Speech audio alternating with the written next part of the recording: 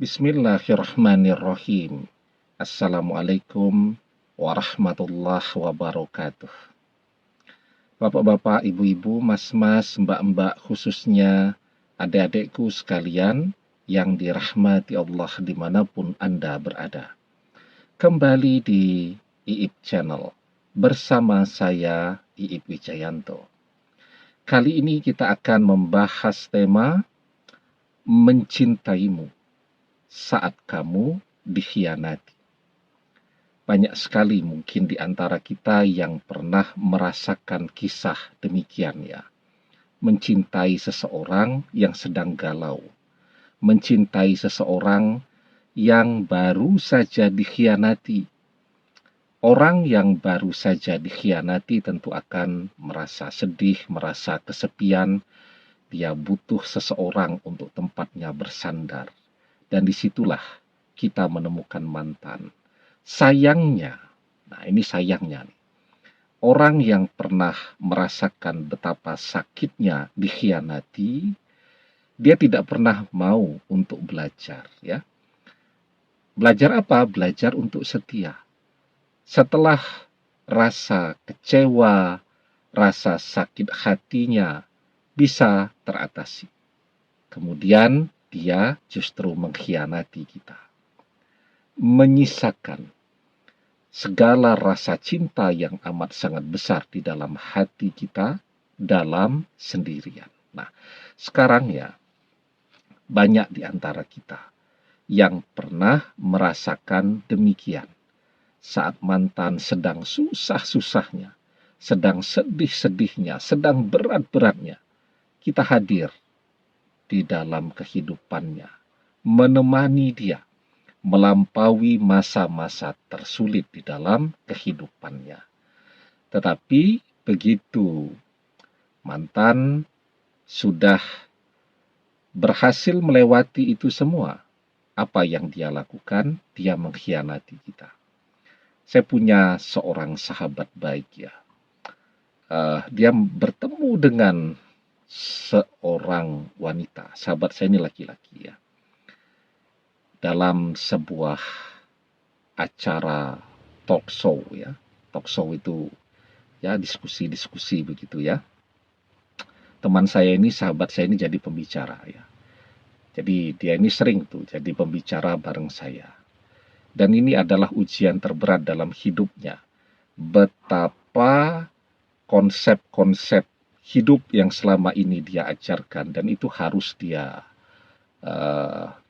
aplikasikan ya. Bagaimana dia harus mengaplikasikan kesabaran, bangkit dari rasa frustasi dan seterusnya.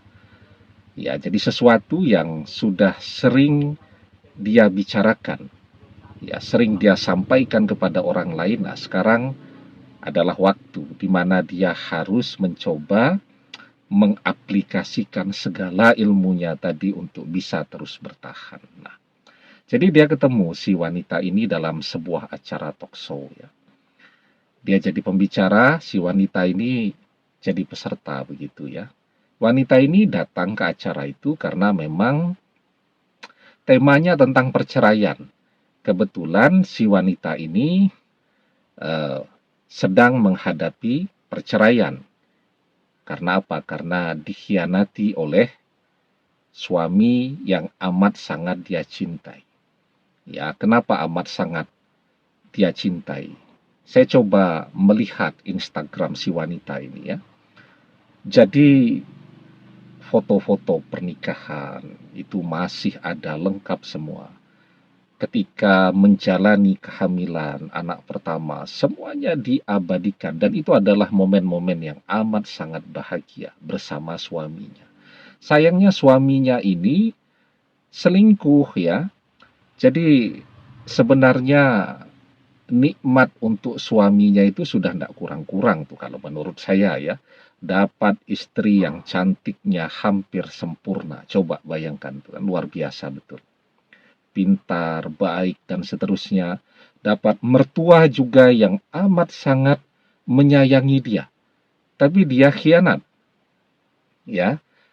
Jadi memasuki pernikahan betul-betul tidak keluar uang. Semua mertua yang menanggung biaya pernikahan ya. Bulan madu yang membiayai juga mertua. Kemudian disekolahkan tuh oleh mertuanya ya untuk pendidikan lanjut yang membiayai mertuanya. Kalau orang ya awal menikah sudah tuh mencari kontrakan yang ala kadarnya, semampu budget kita kan. Tapi dia tidak langsung menempati rumah yang masuk kategori mewah ya, berhalaman yang cukup begitu. Kemudian mau kemanapun mobil disediakan oleh mertua, sepeda motor disediakan oleh mertua, semua kebutuhan disediakan oleh mertua. Tapi sayangnya dia tetap tergoda dengan teman kuliahnya.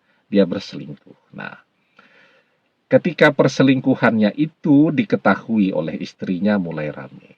Nah, akhirnya mereka bercerai. Kan otomatis si wanita ini dalam titik terendah kehidupannya. Galau, sedih, stres. Ketemulah dengan teman saya ini ya. Nah, di acara itu kan biasa ya kalau ada peserta talk show, seminar, dan seterusnya itu minta nomor telepon narasumber atau pembicara ya. Dia kasih nomor teleponnya, awalnya curhat ya, konseling, konsultasi, dan seterusnya. Nah, tapi lambat laun ya, mereka merasa saling nyaman, teman saya ini mulai jatuh cinta. Nah, itu dia awal persoalannya. Dia mulai jatuh cinta dan dia mencintai dengan sungguh-sungguh, dengan sepenuh hati dan jiwanya. Ya, dia persembahkan segala yang terbaik yang bisa dia berikan. Dan apa yang terjadi? Kehadirannya ditolak habis-habisan ya oleh keluarga si wanita ini ya. Jadi kan si wanita ini merantau lah ya, beda kota dengan orang tuanya. Nah, di kota yang berbeda ini dia ditemani oleh asisten rumah tangga tapi masih saudara, kan banyak yang seperti itu. Kalau teman saya ini mendekat saja ke dekat rumah si wanita ini sudah tetangga semuanya menolak habis-habisan. Coba bayangkan tuh ya. Mau ketemu dengan si bapaknya itu ditunggu tuh pas bapaknya lagi datang, lagi berkunjung ke kota itu, ditunggu di luar rumah karena kalau ke rumah tentu ditolak. Cuman dikasih punggungnya saja ya. Berusaha untuk ketemu dengan ibunya, ibunya menolak habis-habisan. Nah, ketika si teman saya ini sedang sakit, ibunya justru datang. Apa yang terjadi? Dia dipaksa untuk pergi, untuk melepaskan si wanita ini. Nah, coba bayangkan.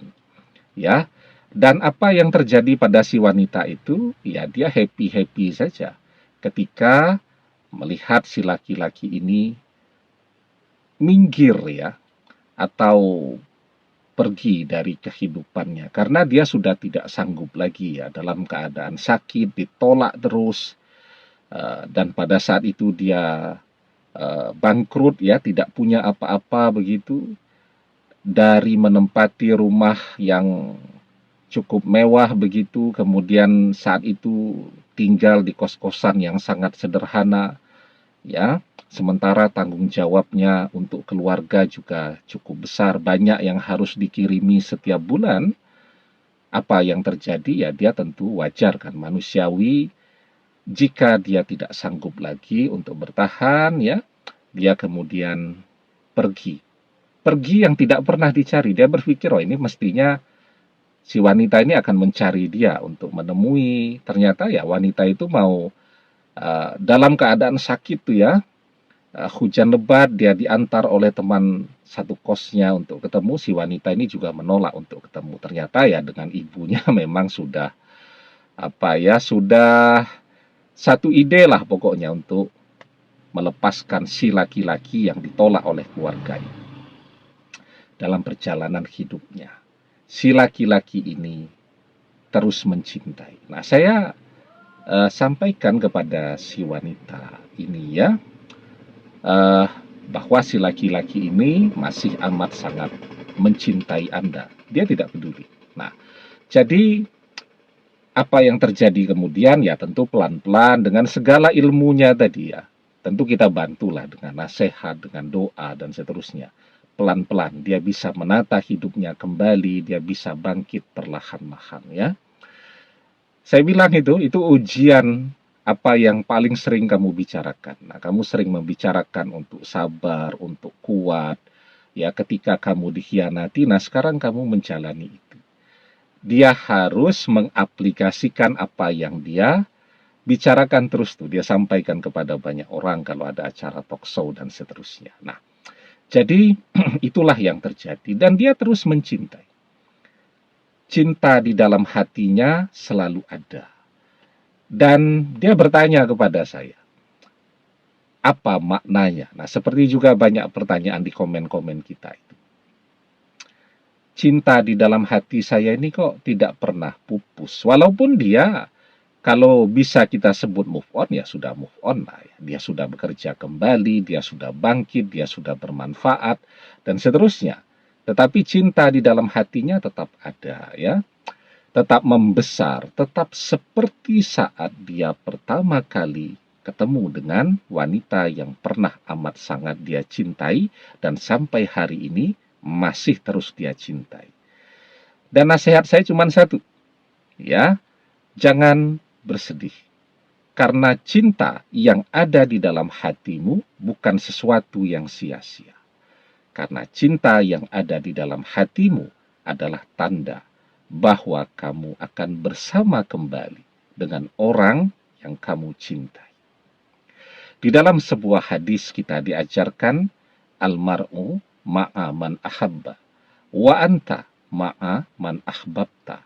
Seseorang akan bersama dengan orang yang ia cintai, dan engkau akan bersama dengan orang yang engkau cintai. Saya bilang ke dia, terus berdoa. Semoga Allah memberikan jalan untuk kalian bisa bersama kembali. Bersama di dunia, bersama di dunia, dan juga bersama di akhirat, bersama selamanya. Demikian, semoga bermanfaat. Wallahu a'lam bishawab, billahi taufik wal hidayah. Assalamualaikum warahmatullahi wabarakatuh.